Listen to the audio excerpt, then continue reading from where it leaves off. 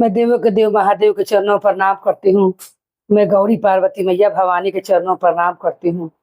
मैं कार्तिक गणेश दोनों भैया के चरणों पर प्रणाम करती हूँ। मैं सभी देवी दुर्गा के चरणों पर प्रणाम करती हूँ। जितने गुरु भाई बहन लोग उनको मैं प्रणाम करती हूँ और महादेव से ही दया मांगती हूँ कि हे महादेव अब सब पर दया कीजिए, अब पल पल दया कीजिए। हे महादेव, गुरु भाई बहन लोग, आज आप लोग के एक बूढ़ी माँ की बड़ी दुख भरी छुचटा कथा सुनाने वाली हूँ। कथा को शुरू से अंत तक सुनिए और इस कथा को रहस्य को जानिए। एक गांव में निर्मला अपने बेटा और बहू के साथ रहती थी। निर्मला का पति का देहांत हो गया था और निर्मला बहुत लाड प्यार से अपने बचपन से अपने बच्चे को बहुत लाड प्यार से पोस पाल कर सयाना करती है, क्योंकि 5 साल की उम्र में ही उस गुरु बहन का पति का देहांत हो जाता है निर्मला का। और निर्मला अपने बेटे को मेहनत मजदूरी कर कर पास पढ़ कर सयाना करती है। उसे पढ़ा लिखा कर एक सपना समझोती है कि मेरा बेटा एक कमाने लगेगा तो मेरा सारा दुख खत्म हो जाएगा। और यही सोचकर निर्मला अपने बेटे को रात दिन एक कर कर, किसी घर में झाड़ू पोछा कर कर, कभी किसी खेत में धान काट कर गेहूं काट कर मेहनत मजदूरी कर कर पैसा बटोर कर अब बेटा के अपना ऊंचा सोचा क्लास में पढ़ाती है। अच्छे उसे सब चीज की पूर्ति करती है। उसे कभी भी दुख महसूस नहीं देती है। उसका पिता नहीं है तो पढ़ नहीं पाया, उसका पिता नहीं है तो अच्छे कपड़े के लिए तरस रहा है। अपने बेचारी निर्मला कैसी भी पहनी रहती थी गुरु भाई बहनों, अपने बेटा को सबको पूरा करती थी। और कुछ दिन बाद वो बेटा का अपना विवाह भी कर देती है और बेटा और बहू साथ में रहने लगते हैं। जब साथ में रहने लगते हैं कुछ दिन के बाद निर्मला की तबीयत खराब होने लगता है। कुछ दिन बहुत अच्छा चलता है, सब घर में खुशहाली आता है, बहुत सने मिलजुल कर रहती। श्री गुरु के जहाँ जहाँ चर्चा होता निर्मला चर्चा में जाती।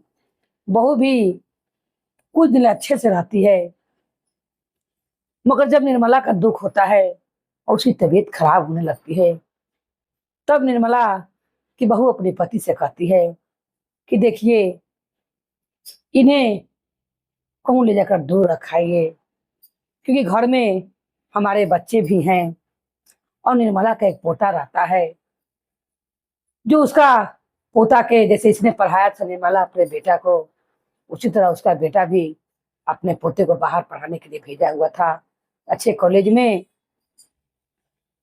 तब यह पोता भी था बहुत अपनी दादी से प्यार करता था, उसे बहुत ध्यान रखता था और उसे बहुत लाड़ प्यार करता था। निर्मला अपने पोता को देखकर सब दुख भुला जाती थी और सोचती थी कभी तक तो अच्छा चल रहा है, जैसे मेरे बेटे बहू मुझे रख रहे हैं वैसे मेरा बेटा के बेटा भी अपनी माँ संग अच्छे से व्यवहार करेगा रहेगा। क्योंकि जब तक उसका पोता उसके पास था उसका बेटा बहू ने कभी भी निर्मला को दुख नहीं दिया और बेटा को जैसे ही बाहर पढ़ने के लिए भेज दिया उनके बेटे बहू ने, वैसे ही निर्मला की तबीयत खराब हो जाता है और उसे जोर जोर से खांसी होने लगती है, बुखार होने लगती है। कौन कौन सी दवाई ला कर देते मगर डॉक्टर ही नहीं दिखाते। और उस दिन अगल बगल के लोग कहते कि दवा ला के देते हो, अपनी माँ को दिखा दो। जब माँ को ले जाता है दिखाने के लिए तब डॉक्टर बोलते हैं अगल बगल के बात सुन के, इन्हें अब उम्र हो गई है, अब इनका तबीयत हमेशा खराब रहबे करेगा, अच्छे से ध्यान रखिएगा, खान पान का ध्यान रखिएगा, इन्हें ठंडा कोई चीज नहीं दीजिएगा और आप इन पर जितने ही खुशहाल रखिएगा, इन्हें हर चीज की दुख दूर कीजिएगा। इनका जीवन में कोई भी चीज की कमी ना कीजिएगा। जितने खुश रहेंगे उतनी का शरीर अच्छा रहेगा। बुरे पूर्णिया के घर में कलेश ना हो तो उनका मन अच्छा रहता है। अगर घर में कोई चीज के टेंशन हो तो उनका तबीयत अपने आप ही खराब होता है। तो बुढ़ी का पोता का हुक हो गया था, एक पोता से बहुत प्यार था, जो पोता उन्हें छोड़कर और अपने पढ़ने के लिए गया था। एक तो पोता की खुशी भी था कि पोता मेरे पढ़ने के लिए गया हुआ है, मगर उन्हें सबसे ज्यादा पोता ही दुलार करता था और अपनी दादी का बहुत ख्याल रखता था। खाना नाश्ता पानी सब अपनी दादी को टाइम चला कर देता था। स्कूल से अगर पूछता दादी खाना खा ली हो, ये सब बात के लेके बहुत खुश रहती थी निर्मला। अब बस बहू कहती है कि हर महीने इतना इतना दवा कहाँ से आएगा, क्योंकि मेरे भी बच्चे बाहर पढ़ने गए हैं। आप ऐसा कीजिए कि ले जाकर माँ को अनाथ आश्रम में रखाइए। बहुत ही पैसा माँ में लग रहा है। हर महीना महीने में दवा में 2-3 हज़ार रुपये लग जाता था। गुरु भाई बहन लोग, बेटा अपनी माँ से कहता है कि हे माँ, तुम चाहती हो ना कि मेरे ऐसा पढ़ के मेरा बेटा भी अच्छा आदमी बने, सर्विस नौकरी करे, और तुम्हारा हर महीना खर्चा 2-3 हज़ार तुम्हें लग जाता है। तुम ऐसा करो कि तुम अनाथ आश्रम में मेरे संग चल चलो, क्योंकि मैं तुम्हें जो 2-3 हज़ार रुपये हर महीने लगाऊंगा तो मैं अपने बेटे को कहाँ से पढ़ा पाऊंगा। महंगाई के जमाना है। माँ यह सोचकर कहती है ठीक है बेटा, तुम्हें जैसा अच्छा लगे तुम ऐसा ही करो। और अपनी माँ को ले जाकर अनाथ आश्रम में धर जाता है। अनाथ आश्रम में जाकर माँ को धराता है। वहीं पर वो महादेव से रोज विनती करती है, कहती कि हे महादेव, मेरा पोता जहाँ भी रहे अच्छा रहे और वो पढ़ लिख कर जिम्मेदारी बने, मगर उसे बात जरूर बुझाए कि मेरा बेटा मुझे अनाथ आश्रम में ला कर रख दिया है। फिर ये भी सोचे कि मेरे बेटे के चलते, मेरे पोते की जिंदगी बनाने के लिए ऐसा किया है। क्योंकि निर्मला बहुत ही स्वभाव की अच्छी थी। वो ये नहीं जानती थी कि मेरा बेटा मेरी बीमारी के कारण मुझे हटा दिया है, और वो मुझे पैसा लग रहा है इसीलिए हटा दिया कि मेरा पैसा नहीं लगेगा, क्योंकि अच्छा तनख्वाह था उसका बेटा का। बहू के कहला में बेटा ने ऐसा किया। जब बेटा बाहर से पढ़ के आता है उसी कॉलेज में सुबह, तो फिर क्या खबर जाता है, वहां पर जहाँ पढ़ता था कि तुम्हारी दादी का देहांत हो गया है। बेटा जब समाचार करके पूछता है कि माँ दादी कैसी है, कहता है कि बेटा दादी अब नहीं रही तुम्हारी। पोता बहुत रोता है, कहता है कि आपने मुझे क्यों नहीं बताया। तब बाप भी झूठ बोलता है और कहता है कि दादी का बड़ा अरमान था कि तुम पढ़ लिख कर अच्छा अफसर बनो, इसीलिए मैंने तुमसे नहीं बताया। दादी की जब तबीयत खराब था लास्ट में, तो उसने मुझे मना किया था कि मेरे पोते की पढ़ाई में डिस्टर्ब नहीं करना, इसीलिए हम लोगों ने दादी की इच्छा के लिए तुम्हें नहीं बताया। पोता बड़ी मन मार कर वही पढ़ता है। और उसे एक दिन स्कूल से सब लोग कहते हैं कि जरा चला जाए और जरा चल कर रात आश्रम घूम कर आ जाता है। जितने बच्चे रहते हैं वो स्कूल के सब घूमने जाते हैं। वही यात्रा आश्रम में पहुंच जाते हैं। उनका मास्टर घुमाने के लिए ले जाते हैं कि देखो कैसे कैसे लोग अपने पढ़ाई में पढ़ाते हैं, ये कैसे कैसे लोग अपने बाप माताजी के आश्रम में रखते हैं। क्योंकि मास्टर जब पढ़ाते रहता है तब वो सवाल करता है कि 5 गो बाल बच्चा खर्चा माता पिता उठा लेते हैं, मगर एक माँ और पिता खर्चा 5 बेटे नहीं उठा पाते हैं। एक महीना उसमें, एक महीना इसमें कर कर 5 महीना पाँचों कटाते हैं, दोनों को अलग अलग कर देते हैं। तब वही राहुल कहता है, उनका बेटा, उनका पोता कहता है कि कहाँ अनाथ आश्रम है, आप लोग हम लोग को वहाँ पर घुमाने के लिए सर ले चलिए। वही सर महादेव की कृपा देखिए, उसी अनाथ आश्रम में ले जाते हैं जिस अनाथ आश्रम में उनकी दादी थी। और जब राहुल जाता है और अनाथ आश्रम में घूमने लगता है, जो पिता ने कहा था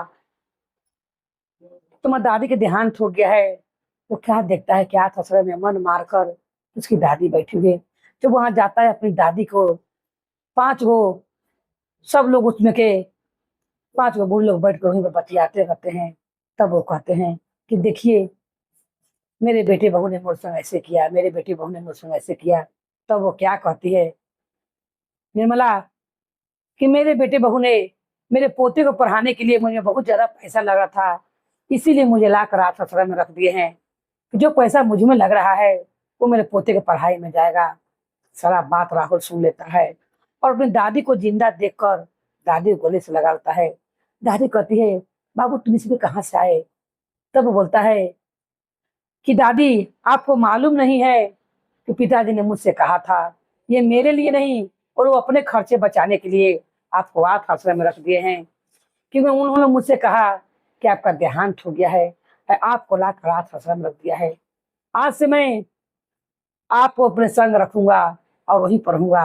उन लोग को मालूम भी नहीं चलने दूंगा माता पिता को कि आप अनाथ आश्रम में है कि मेरे पास है। ऐसा कहकर दोनों वहां से छुट्टी करा कर ले जाता है और अपने दादी को लेकर मास्टर के संग अपने पास रखने लगता है। तो जब पास रखने लगता है और ऐसे करते करते वहीं से नौकरी लेता है पढ़ लिख कर, तब माता पिता कहते हैं कि बेटा अब मेरे पास आओ। वो तो अपनी दादी को वहां सेवा करते रहता है और कहता है, जबकि मैं आपके पास क्या करने आऊं, आपने मुझसे बहुत बड़ा झूठ बोला है। तब वो कहते, तुम क्यों यहाँ नहीं आते हो बेटा? तब कहता कि ये बताइए कि आपने मुझसे झूठ क्यों बोला कि दादी मर गई है? अरे दादी तो मेरे साथ है। अब ये सुनकर माता पिता शर्म से झूठ जाते हैं और जब उन्हें लाले जाते तो कहता है राहुल कि जिस तरह आपने अपने माता पिता को, अपने माता को ले जाकर आश्रम में रख दिया था, अब मैं भी आपके संग नहीं रहूंगा। अपना जीवन आप अपने समझिए, मैं दादी के संग रहूंगा। एक समय ऐसा भी आएगा कि मैं भी कभी आप लोग को ले जाकर उसी आश्रम में रख दूंगा और अपने बेटे से कहूंगा, जब मैं कभी विवाह करूंगा, बाल बच्चे डालूंगा, तो कि तुम्हारा दादा और दादी का देहांत हो गया है। तब बेटा बहू अपनी सास से, अपने बेटे से माफी मांग कर कहता है कि मुझे माफ कर दो बेटा, मैंने इनके दुख बीमारी से अलग कर दिया था। कितना इनका दुख बीमारी हम लोग की भी हो जाएगा। और राहुल उन्हें खिला पिला कर इतने अच्छे कर देता है, नौकरी सर्विस करके उसी में नौकरी सर्विस करता है तो खूब हेल्दी हो जाती हैं, खूब स्वस्थ हो जाती हैं। ये सब किसके कारण हुआ? महादेव के कारण हुआ, क्योंकि निर्मला सच्चा दिल की थी। वो तो यही सोचती थी कि मेरे पोते के लिए ही मुझे आस आश्रम में रखा गया है, कि जो पैसा मुझ में खर्चा होगा दर्द दवाई में, वो मेरे पोते के में लगेगा और पोता मेरा अच्छा से पढ़ाई लिखाई करेगा। आस आश्रम में सब कुछ मिलता है, दर्द दवाई सब कुछ कराते हैं। जो नाथ आश्रम में खर्चा उठाता है, वो जो भी आदमी उसमें जाता है व्यक्ति, वो सब लोग के ध्यान रखते हैं कि बेटा बहू ने ऐसा किया। तब राहुल ने अपने माता पिता से कहा कि मैं एक ही सब पर घर रहूंगा, कि मैं अब दादी को अपने साथ ही रखूंगा। अगर आप लोग का रहना है तो आप लोग भी आ जाइए। अब दादी को मैं क्षण भर भी आप लोग सर पर नहीं छोड़ सकता, क्योंकि आप लोग पर विश्वास नहीं है। देखिए, लोग कहते हैं कि मुंह से सूद प्यारा होता है गुरु भाई बहन लोग। महादेव की कृपा से दादी पोता मिल गए। जो उनका ध्यान रखने वाला था, प्रभु ने उसी से मिला दिया और उनका पोता उन्हें जिया दिया। और फिर उनका माता पिता का एहसास हुआ इस बात को, तो क्षमा मांगकर अपने बेटे के पास चले गए पोत अपने, और फिर सब परिवार मिलकर रहने लगे। मगर राहुल ने अपने दादी को अपने से दूर नहीं किया। तो हे महादेव, जिस तरह आपने उस बुरी माँ पर कृपा किया, उनका दुख को दूर किया और उन्हें पोते को मिला दिया, पोते जाकर अपने दादी के अपने साथ लिया, उसी तरह सब पर दया कृपा कीजिएगा। बोलिए हर हर महादेव की जय, गौरी पार्वती मैया भवानी की जय, भैरो भैया की जय, हर हर महादेव की जय।